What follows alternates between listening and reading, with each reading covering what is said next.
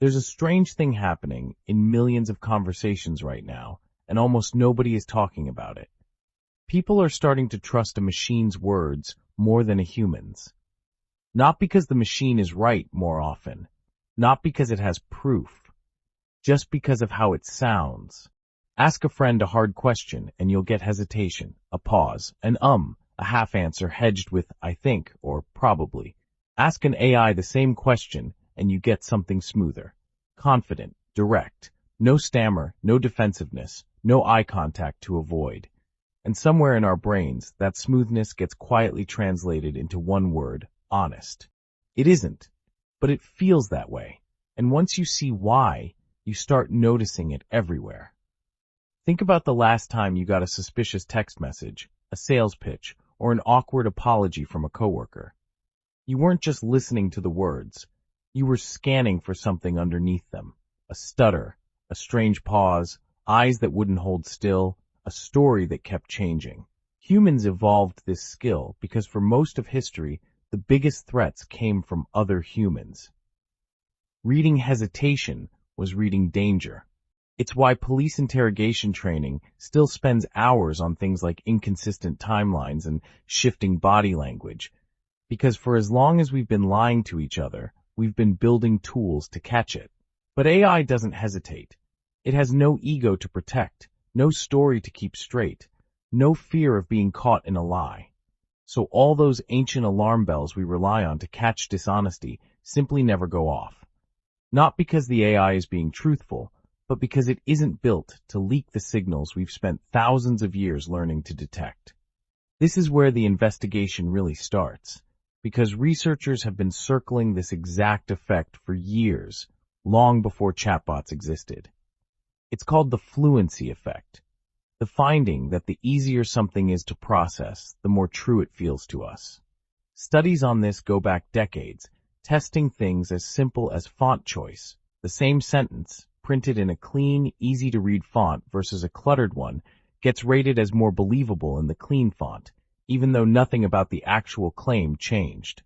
Smooth fonts, simple sentences, confident delivery, all of it nudges our brains toward true, almost completely separate from whether the content actually is. Now put an AI model on top of that. Large language models are optimized, quite literally, to produce fluent, well-structured, confident-sounding text. That's not a side effect. It's the training objective. The smoother and more coherent the response, the more it's rewarded during training. So without meaning to, we've built machines that are exceptionally good at triggering the exact bias that makes something feel honest. There's a second layer to this, and it's even stranger. Researchers studying trust in automation have documented something called the machine heuristic, a mental shortcut where people assume machines are more objective, rule-following, and unbiased than humans, simply because they're machines. We don't assume a calculator is lying to us. We extend some of that same trust to AI, even when what it's producing isn't calculation at all. It's prediction, dressed up in confident language. This is part of why AI-written product descriptions, AI customer service replies, and AI-generated news summaries tend to get taken at face value faster than a human-written equivalent. The label AI itself does some of the persuading before a single word is even read. So now we have two forces stacking on top of each other. Fluency makes AI feel more truthful. The machine heuristic makes us assume it's more objective. Neither one has anything to do with whether the AI is actually right. There's a historical echo here worth pausing on. Every new communication technology has for a while borrowed unearned credibility just from being new and unfamiliar. Early radio broadcasts were trusted partly because the format itself felt authoritative. Television did the same thing decades later.